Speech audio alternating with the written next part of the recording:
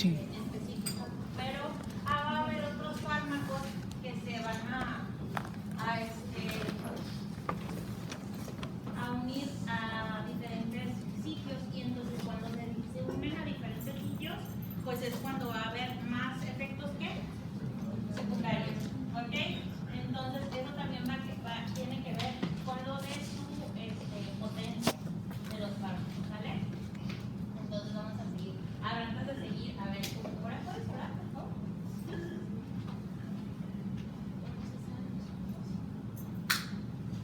¿Dale? Ora. Señor, gracias por esta noche que nos permitiste pasar y bien. Ahorita, Señor, que estamos en clase, ayúdanos a entender bien que la profe puede explicarnos de la manera más bien que se puede.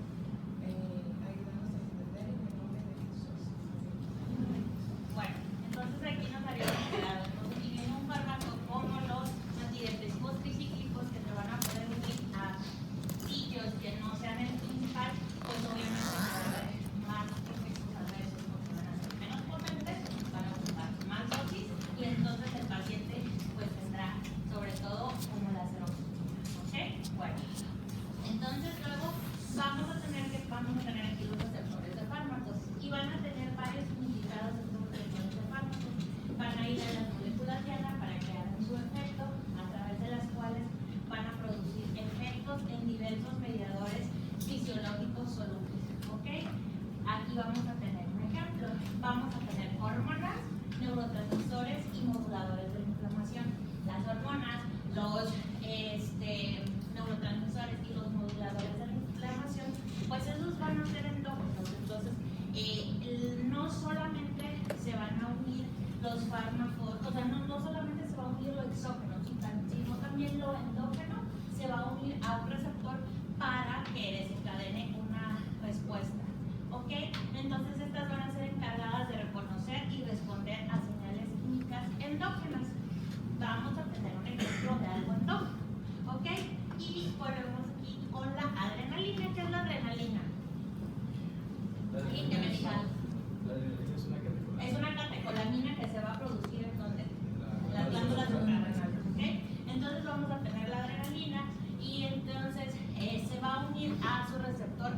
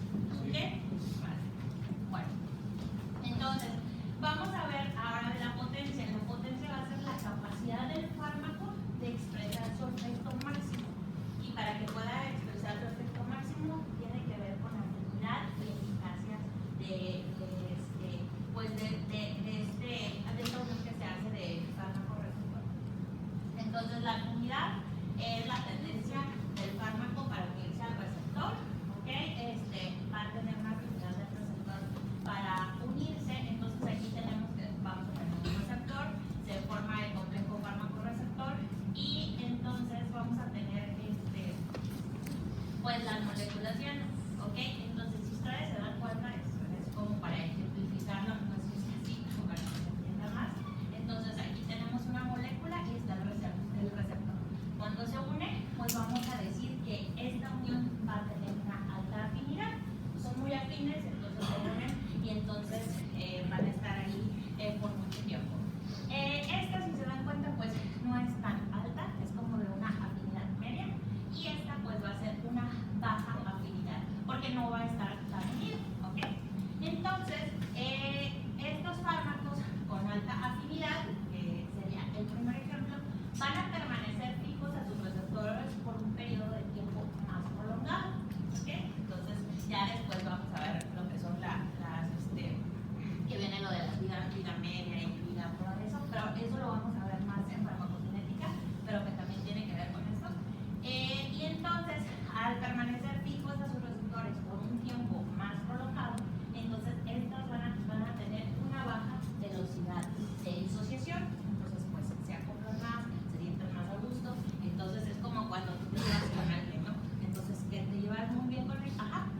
Doctora, eso tiene una duda. En la comparación, por ejemplo, de alta afinidad, eso es porque depende de la estructura molecular. Pues va a depender de muchas cosas, de los enlaces, de la forma, de la saturación de sus receptores, que sí hay mayor quiralidad que otras. Sí, como vimos, ¿se acuerdan de lo que vimos en quiralidad y que qué porcentaje tenías que saturar a tus receptores ibas a tener mayor efecto? Por ejemplo, de los enantiómeros y de las formas. Ajá, tiene que ver con todo eso. Ajá. ¿Sí? Bueno, entonces, les digo, es como cuando tú, no sé, tienes, bueno, las mujeres tenemos muchas amigas, ¿no? Pero siempre vamos a tener una amiga más a que le vas a contar todo. Entonces, con esa persona te vas a sentir más a gusto, vas a tener muy alta afinidad, y si llega otra de tus amigas que no te sientes tan a gusto, pues te quieres platicar con la otra, a hacerle plática a la que casi no te queda. Hágate cuenta que esos son los otros, ¿vale? Y bueno, entonces, por ejemplo, aquí vamos a tener un receptor que va a tener una alta afinidad a su fármaco, entonces viene y se une a ese fármaco, y entonces luego va a venir otra molécula con alta afinidad, pero como el periodo en que el receptor y el fármaco van a estar unidos, pues va a ser más largo, pues la velocidad de disociación va a ser muy baja, ¿ok? Aunque venga otro fármaco, pues no se va a disolver. Sin embargo, si tenemos un receptor que tiene una baja afinidad, viene aquí otro fármaco, guarden silencio, ¿sale? Y entonces, ¿qué va a hacer? Va a desplazar al receptor, al fármaco que tiene baja afinidad al receptor, y entonces viene el otro fármaco y se une, ¿ok? Entonces, eso tiene que ver con lo de la afinidad. ¿Sí queda claro? ¿Sí? Bueno. Entonces, la afinidad vamos a tener también la constante de asociación y la velocidad de disociación. La constante de asociación, pues cuando se asocia, la disociación, pues ya cuando pasa el efecto. Entonces, para esto vamos a tener nosotros, necesitamos una concentración requerida, ¿ok? Para formar cantidades significativas de fármaco receptor, y pues que de esa manera cuantificar la afinidad, ¿ok? Para la velocidad de disociación, para determinar el tiempo que van a permanecer unidos, entonces aquí queda denunciado que a mayor potencia va a haber mayor afinidad y menor velocidad de disociación. Entonces esto va a hacer que hagan un efecto máximo, ¿ok? Así como a menor potencia, menor afinidad, mayor velocidad de disociación, y pues no va a haber un efecto máximo, ¿ok? Y ahorita vamos a ver lo de los agonistas totales y los agonistas parciales, que pues más o menos tienen que ver con eso, ¿sale? ¿Queda claro aquí? Bueno, entonces aquí vamos a tener estos fármacos. Estamos hablando de los agonistas y los antagonistas, ¿ok?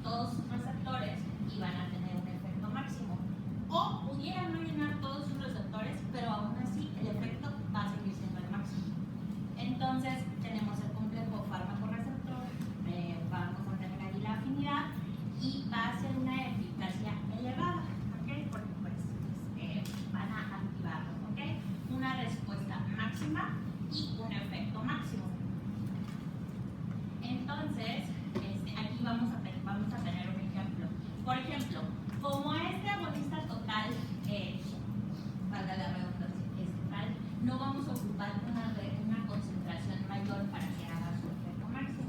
Entonces aquí se da un ejemplo de que si tú tienes los receptores, o sea, el 100% de tus receptores, pero si tú solamente los saturas en un 40%, como quiera su efecto del medicamento va a ser máximo. Entonces aquí vienen los receptores, ¿ok?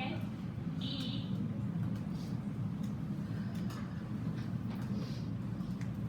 viene el fármaco, ¿ok? Entonces ustedes, si se dan cuenta, solamente se va a saturar el 40% de sus receptores. Como quiera, el efecto del medicamento va a ser máximo. A diferencia de los agonistas parciales. Los agonistas parciales,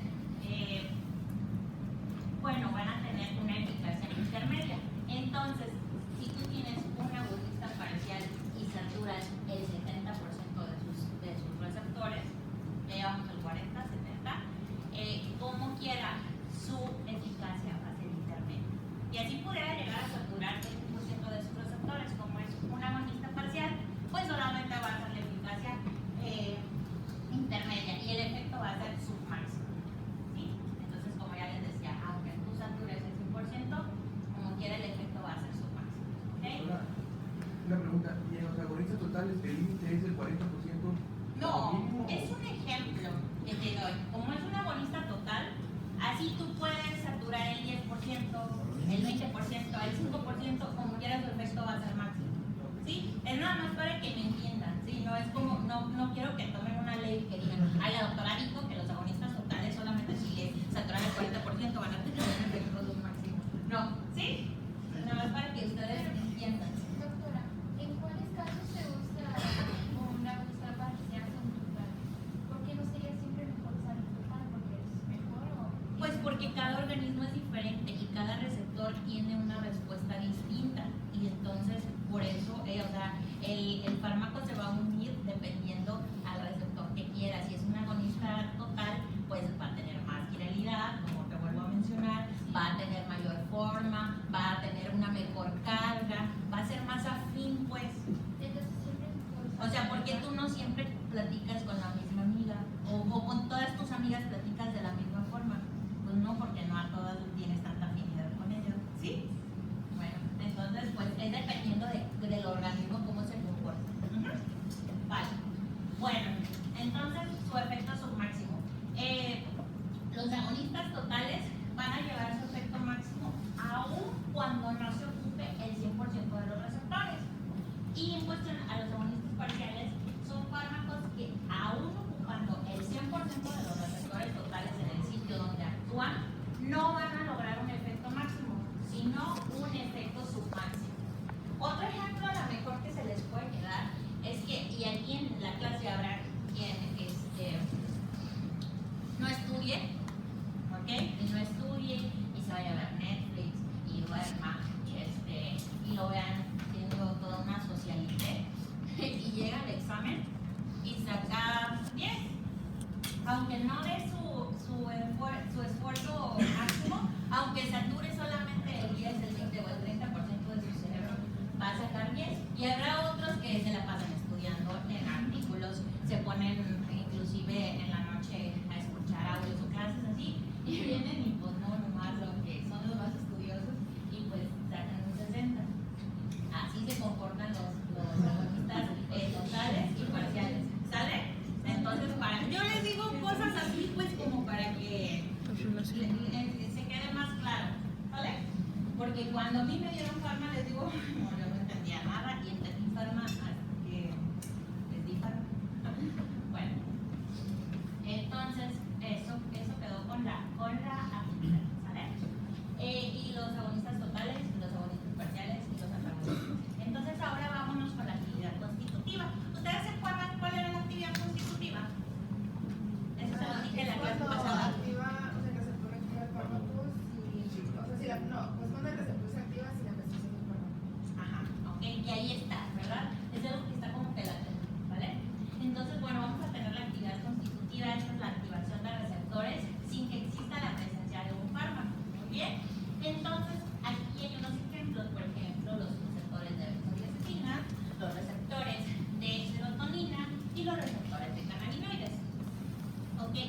condiciones normales, la actividad es relativamente baja para producir efectos.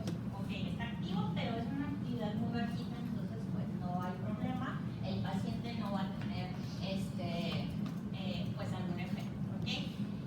Y por ejemplo, si hay mutaciones del receptor, si hay anticuerpos contra el receptor, como en qué enfermedad, miastenia gravis, por ejemplo, si se potencia la actividad constitutiva, por ejemplo en la tiroides, si hay hipertiroidismo o problemas de la paratiroides, por ejemplo en el hipertiroidismo, ¿qué va a tener el paciente?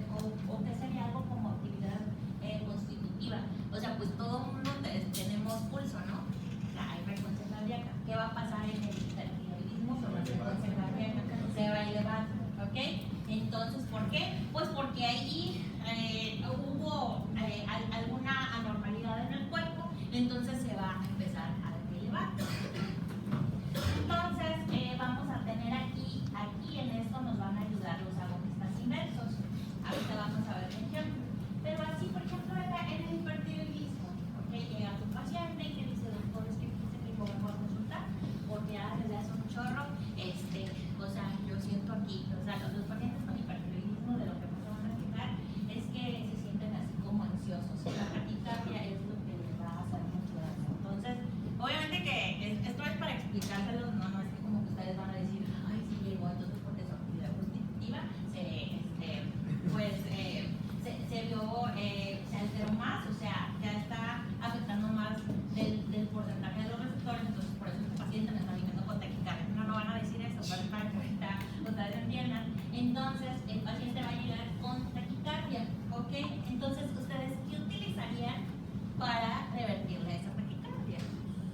Pues generalmente se les da metoprolol a los pacientes con hipertiroidismo. Entonces, el metoprolol sería un agonista inverso, ¿ok? Porque va a bloquear ese efecto de la actividad constitutiva excesiva del paciente y entonces pues le dan ustedes metoprolol y funcionaría como un agonista inverso. Dime, Daniel. ¿Por qué no sería mejor un antagonista? Bueno, es que acuérdate que yo les dije que cuando hablamos de un agonista inverso, o sea, puede ser un antagonista, que sí, el metoprolol es un antagonista, pero también es un agonista inverso. Es un juego de palabras, como el flumazenil.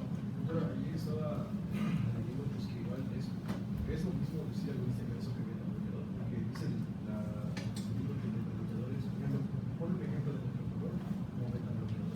Sí, claro, o sea, es lo que les estoy diciendo, o sea, es un juego de palabras, pues, ¿verdad? Es un bloqueador, al ser un bloqueador, pues también puede ser un antagonista o también puedes llamarlo como un agonista inverso, son sinónimos, ¿sí? Bueno, entonces tenemos aquí los agonistas inversos, ¿sale? Entonces un ejemplo, vamos a tener una célula que expresa en su membrana 10.000 receptores. Este es un ejemplo que sale, entonces aquí vamos a tener 1.000, 2.000, 3.000, 4.000, 5.000, 6.000, 7.000, 8.000, 9.000 y 10.000. Entonces, 1% de estos receptores se va a mantener activo en una ausencia de agonista. Entonces, esto que si se mantiene activo en ausencia de un agonista, pues estamos hablando de actividad constitutiva. ¿Ok? Entonces, 1% de 10.000 serían 100. Entonces, aquí tenemos el 1% que va a tener efecto. ¿Vale? Entonces, ¿qué va a pasar con el paciente? Pues nada. ¿Ok? Porque solamente es el 1% de los receptores. O sea, está en efecto, hay actividad constitutiva, pero el paciente todavía no tiene ningún síntoma. ¿Ok? Sin embargo, si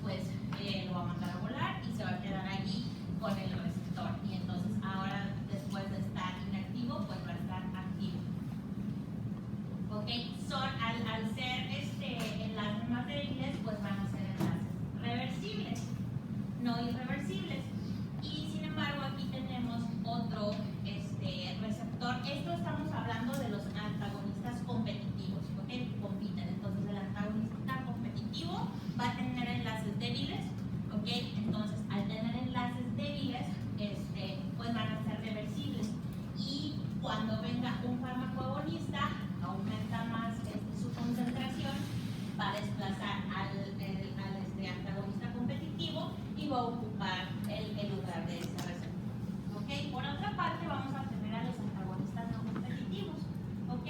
Entonces, cuando tenemos un antagonista no competitivo, vamos a tener aquí un agonista, y por más dosis que tú le tengas, que le pongas, como tiene un enlace irreversible, o sea, un enlace covalente, por ejemplo, la aspirina, ¿ok? Pues no se va a revertir fácilmente. Entonces son no competitivos porque van a formar enlaces fuertes, como los enlaces covalentes, entonces van a ser irreversibles, ¿ok? Entonces, ¿qué va a pasar? Pues no se van a revertir, y entonces no van a competir, ¿sale? ¿Sí entendieron eso?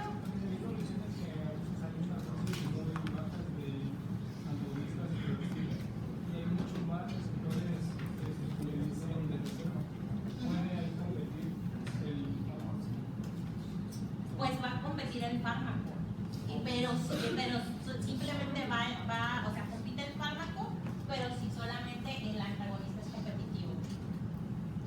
Si es no competitivo, no, así le pongas 1000 dosis, no, porque el enlace es muy fuerte, por eso. O sea, es un enlace covalente y no se va a destruir ese enlace.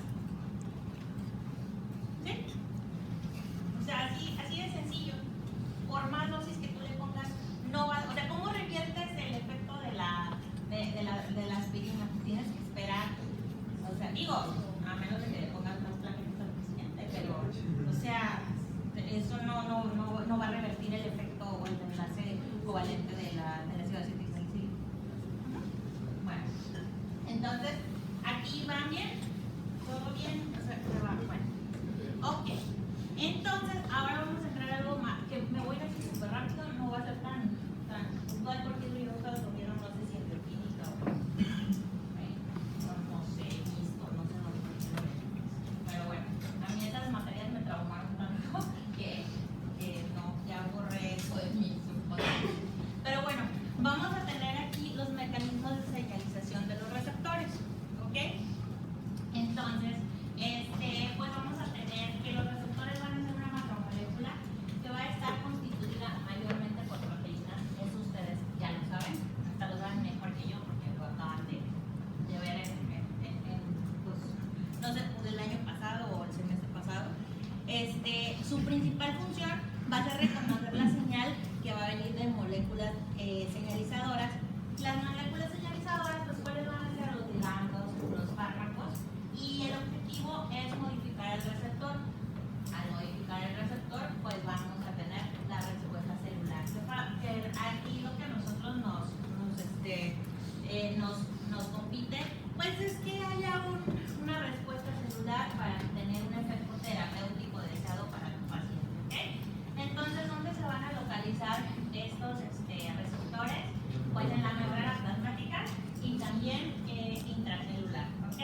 Entonces vamos a tener aquí que está la membrana plasmática, obviamente que el receptor va a estar, pues, afuera, o sea, en la membrana plasmática viene la molécula señalizadora, se une, hace su complejo fármaco-receptor y pues está la respuesta celular. Por otra parte va a estar el receptor intracelular.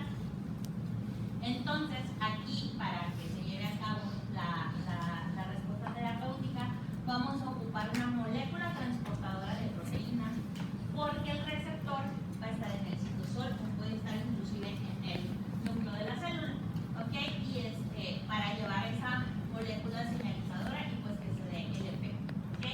Entonces, aquí pues está la membrana plasmática, está la parte externa, la parte interna de la célula. Vamos a tener a los receptores intracelulares, a los receptores que se encuentran en la membrana plasmática, y vamos a tener a las moléculas señalizadoras, ¿ok? Y pues, ¿cómo van a saber las moléculas a qué receptor se van a unir?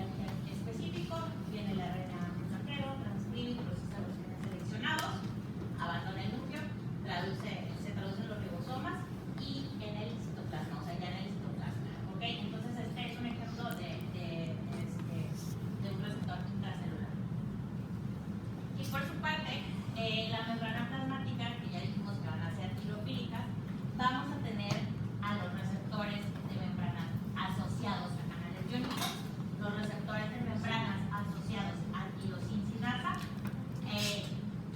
los receptores de citocinas y los receptores de membrana asociados a proteína G, que son los más comunes.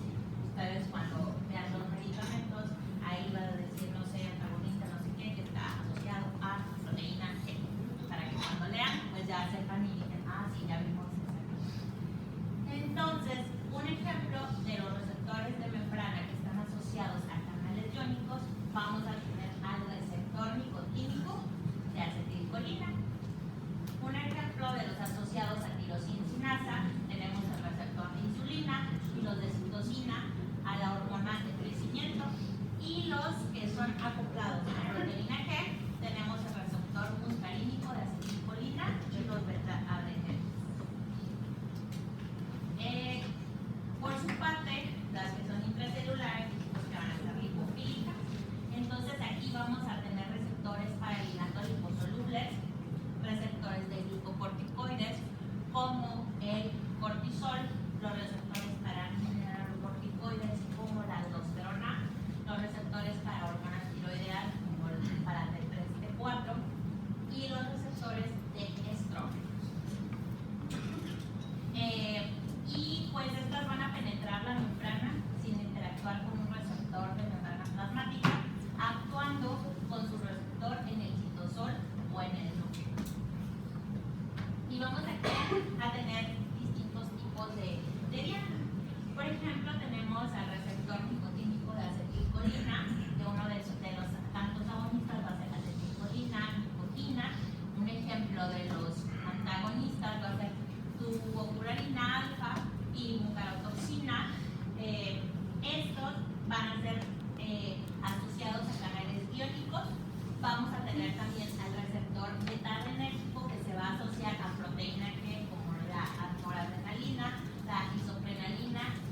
Un antagonista de los receptores beta-adrenérgicos de noradrenalina y isoprenalina, vamos a tener a propanolol. Los receptores de histamina, pues van a dar histamina, que también van a estar asociados a proteína G, que vamos a tener a nepiramina, como un antagonista. De los opiáceos vamos a tener a morfina, que es un agonista. Un antagonista vamos a tener a naloxona. Otro asociado a proteína G vamos a tener a dopamina, sobre todo el B2, que va a dar la dopamina, la bromocriptina. Y tenemos a la clorpromacina y los receptores de estrógenos, que van a ser liposolubles. Tenemos al etinilestradiol y su antagonista va a ser el tamoxifeno. Entonces, si se dan cuenta, es muy fácil. Este también es otro tip que yo les voy a dar para que estudien. Pongan así en un color a los agonistas, ¿ok? Y, por ejemplo, la noradrenalina, ¿qué es lo que te va a dar? Te va a aumentar la frecuencia cardíaca. ¿Y con qué lo vas a revertir? ¿Cuál va a ser su antagonista? Pues el propanolol, ¿ok? Para que no se les haga tan pesado, divídanlo por colores, y eso creo que les pudiera ayudar, ¿ok? Bueno, entonces vamos a tener a los receptores de membrana que van a estar asociados a canales iónicos. Van a ser ionotrópicos. Va a tener un receptor nicotínico de acetilcolina. Vamos a hablar del receptor nicotínico de acetilcolina. Es un ejemplo, ¿ok? Entonces este va a tener 4 subunidades peptídicas, 2 alfa, una beta, una delta y una gamma, que van a atravesar la membrana lipídica. Van a tener una forma de pentámero, que a su vez va a ser un poro, se dan cuenta, ahí está el poro, para un paso selectivo de los iones hacia el interior de la célula. Va a tener un diámetro de 0.7. En la parte superior el poro va a estar abierto. Tiene unas hélices alfa, si las ven allá están las hélices, que van a formar una compuerta. Estos, para que atraviesen la membrana, van a tener extremos en el terminal, que en los extremos en el terminal es donde se va a unir el ligando y entonces va a activar el receptor, ¿ok? Entonces ahí va la acetilcolina, se une a los extremos en el terminal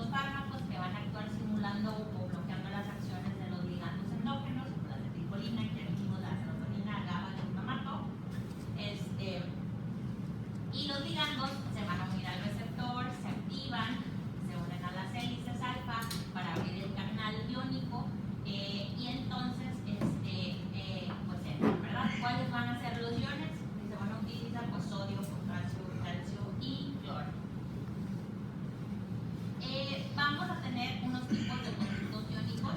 Estos se van a dividir en dos tipos de conductos iónicos, que van a ser los que están controlados por ligando y los otros que van a ser controlados por voltaje. ¿Ok? Entonces, los receptores nicotínicos de acetilcolina, este va a estar controlado por ligando, va a llegar al sitio, se une al sitio N-terminal y entonces al unirse pues va a causar su efecto. Por otra parte,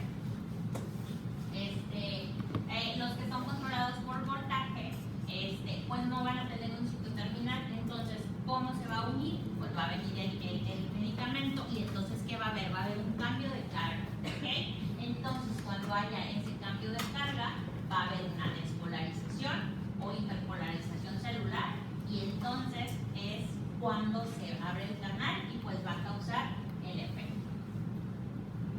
Entonces está el canal iónico, tenemos a la molécula señal sola, al estar sola se une al canal iónico que está cerrado, los iones pueden acceder al interior de la célula.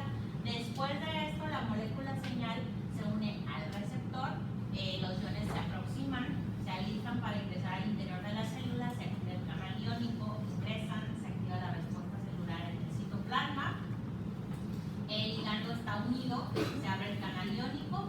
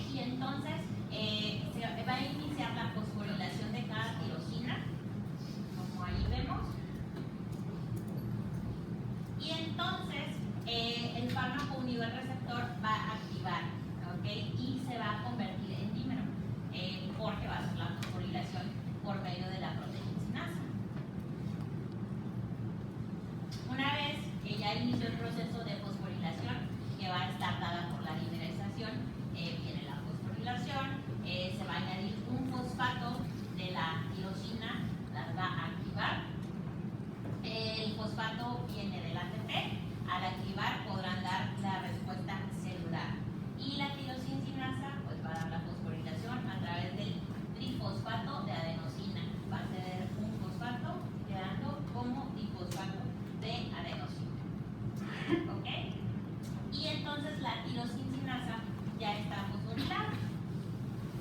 Y pues ya se da la respuesta fisiológica. Esta puede interactuar con una proteína intracelular o enzima para la respuesta celular. ¿Ok? Y entonces, ¿por qué va a ser importante esto? Porque va a participar en los primeros pasos de señalización de la insulina, del factor de crecimiento epidérmico, del factor de crecimiento de plaquetas, del péptido adrenal natriurético y del factor de crecimiento. Por eso es muy importante las funciones de los receptores de tirosinchinasa. Va a utilizar una sola clase de receptores de tirosinchinasa para iniciar el aumento de la captación de glucosa, de aminoácidos, va a regular el metabolismo del glucógeno, de triglicéridos en las células. ¿Ok? Entonces, ¿hasta ahí van bien? ¿Sí? Bueno, vamos a seguir para que... O bueno, vayan 5 minutos al baño.